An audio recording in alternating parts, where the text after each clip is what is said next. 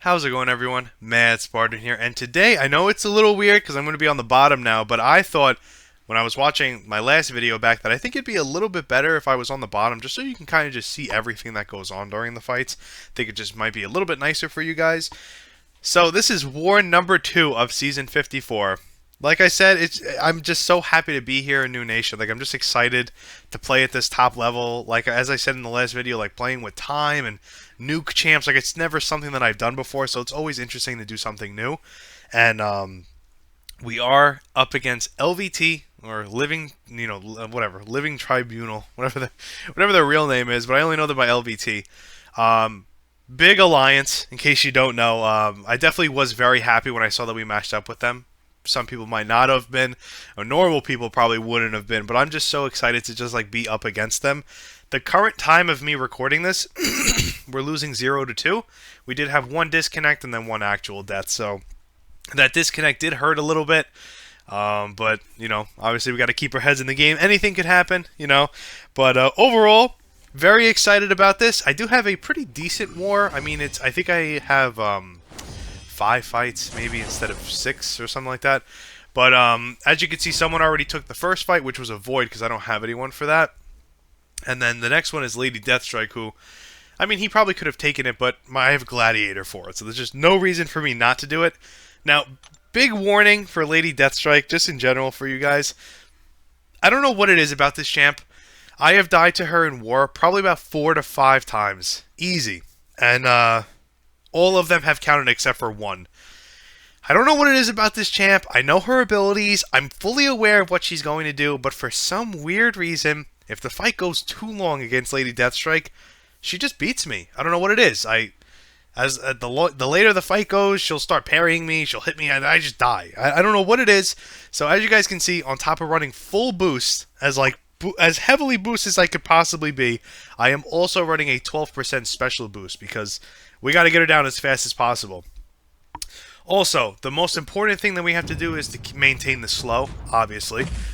Not only because of the meta, because Lady Deathstrike actually has an ability that for every armor that she has currently, she's going to have, I think, a 20 or maybe 25% chance that when you throw a special, she's going to be unstoppable. So we definitely want to keep that slow so that never happens. Obviously, you have the major heal block, but as long as you have, the 5 debuffs, you're never going to get hit with the ruptures, so you're fine. You know what I mean? Who cares about the big fury? Just don't get hit. For the love of God, don't get hit. Now, what we want to do is we want to apply this slow and then throw the SP2. We already have 20, so we pretty much just got to go for it, but we're afraid that she's going to go unstoppable when we expire Dex. So I have to make sure that I don't run into that issue. And as you can see, she just ran right in while intimidated. Nothing given. She didn't even care. So she ran right in, which is fine. We did lose our indestructible. Good thing I was running it. And as you can see, rank 3, fully boosted, the burst damage is out of control with Gladiator. End up just throwing the SP1 here. Not really panicking, but it's more of just, I want to just get the damage over time and get her down as fast as possible. It was about 1 minute and 5 seconds. It couldn't have been any longer. I just wanted her dead. I did not want to fight her anymore. I was so nervous. Next up is Path 4 Juggernaut. To the best of my knowledge, not really anything to this fight. I mean, I went back by accident. Not really anything to this fight. I am going to be obviously running. I think I run an indestructible for this fight, just so I have it for the Punisher 2099, I think, or I use the last one that I had. And the Punisher 2099, when we get there, I make a stupid mistake, but at least I covered for it.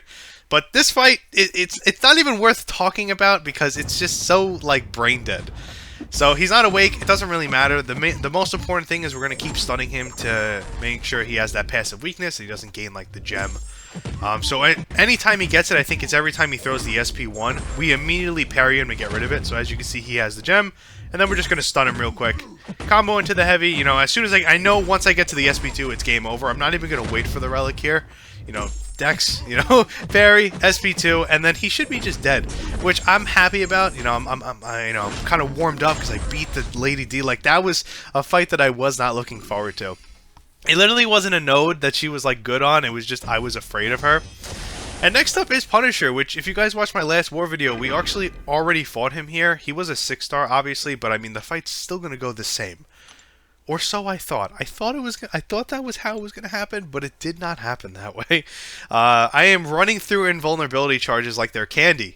I'm literally going to run out, and I'm going to have to spend 300 units, and I don't have an influx of units, I guess is the best way to put it. So we have to be kind of careful with how we run Indestructibles. The good news is with this meta, especially, Silk is nuking things so fast, and even Gladiator, that I'm able to get at least 2 fights with each Indestructible. So as long as I space it correctly, maybe don't run an Indestructible on one fight, maybe run like a regen or something, I won't need it.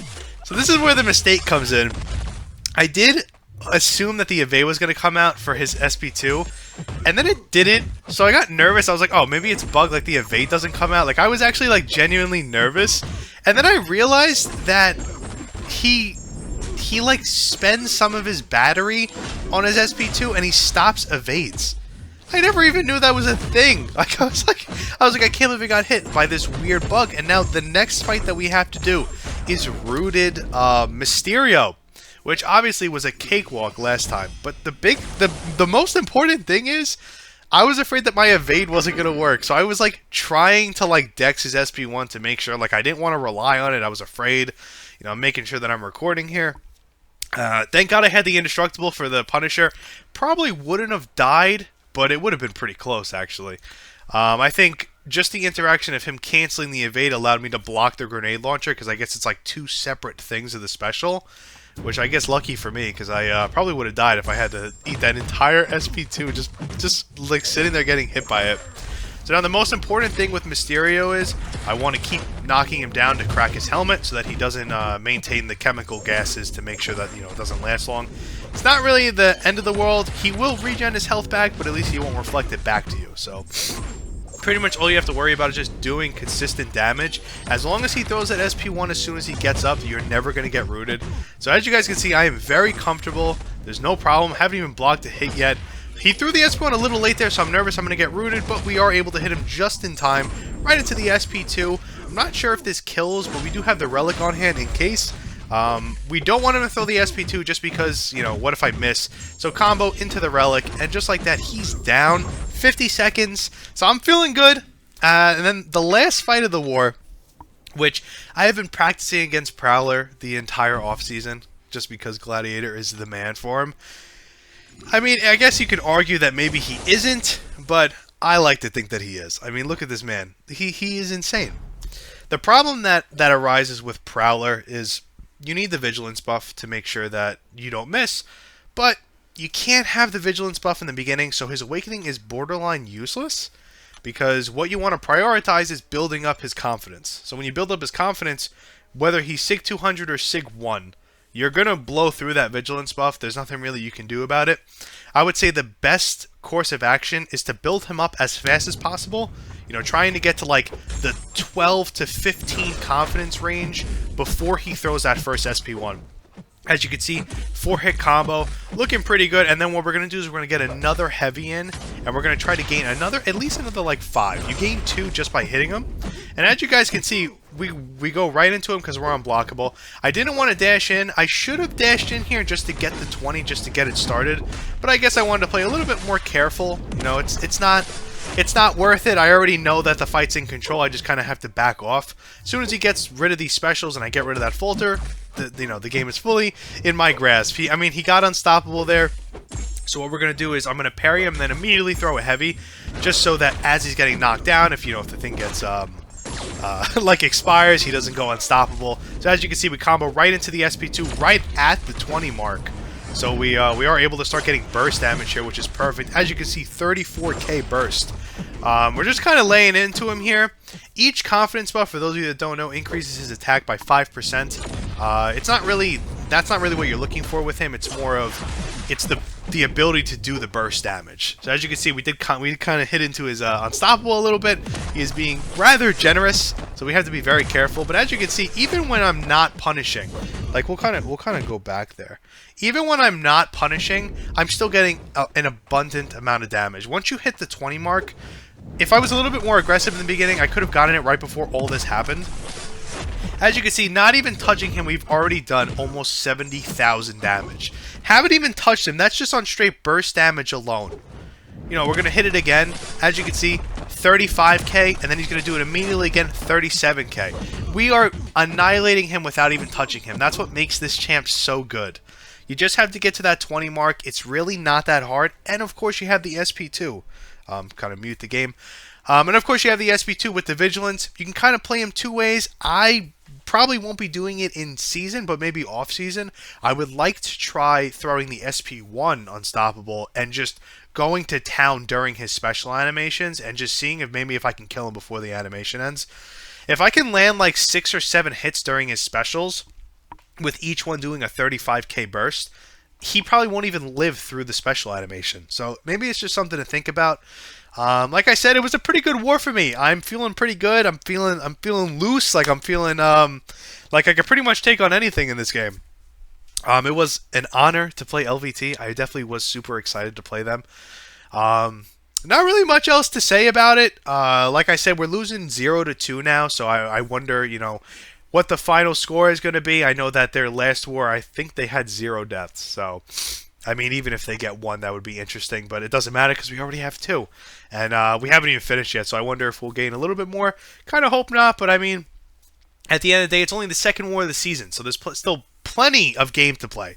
It's really not the end of the world here. I'm not going to let it get me down if anything were to happen from it. And, yeah, I'm just going to keep on trucking. Obviously, I'm going to be playing Gladiator. Going to be playing Silk. As much as I'd like to use Gladiator more on fights, I know that obviously Silk is the better option. But if I can fit, Gladiator, I mean, he's going to be taking every Prowler that I come across. So at least you'll be seeing Gladiator versus Prowler probably every single war. So, that's always good. And I'm kind of labbing a little bit to see if he can take Arcade. He probably can. It's just I'm not too familiar with Arcade. So maybe it just kind of takes a little bit of practice on my end. But yeah. I hope you guys enjoyed it. Like I said, quick video. I'm excited. I'm kind of getting back into the flow of things of consistent uploads. The war always makes it a little bit easier for me. Just easier on like the strain of like trying to figure out what to post next because I'm guaranteed to have at least 3 videos a week. 3-4 videos a week of just war.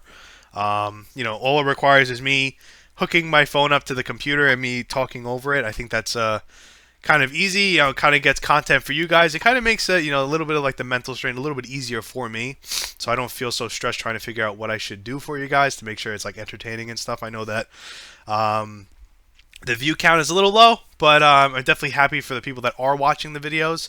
If you guys have any questions about anything, don't be afraid to comment about anything, even if it's something stupid about the game. If I know that what started happening is people would be in my YouTube comments asking me questions about the game, like things to test. And I know like someone asked me, can I make APOC a horseman? And I never knew that, so I tested it and then answered his question in the comment section. So like just like little things like that. Like it would be cool if you guys, it would interact if you wanted to.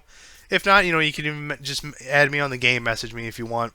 I appreciate any type of support. But yeah, I hope you guys enjoyed it, and I'll see you on the next one.